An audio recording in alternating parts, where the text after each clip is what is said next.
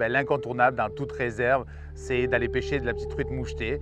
Ben, quand on dit petite, ça dépend, mais dépendamment le format de la truite, il y a une recette qui lui est propre et on a tout essayé. On a pêché du quai à la mouche, de la petite truite qu'on a mis en pickle, en saumure, pour que ça soit bon pour l'apéritif, pour pouvoir éviter d'en ramener aussi de la surgelée parce qu'on ne le fait pas. La grosse truite, on l'a fait fumer sur un tipi, une espèce de tipi en branche de sapin brêlé au-dessus d'un feu.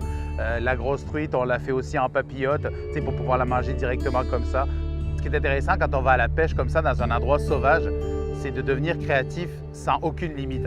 C'est-à-dire que, mettons, les bourgeons de sapin sont là, on se retourne, on prend des bourgeons de sapin. Ça nous permet de réfléchir en dehors de la boîte.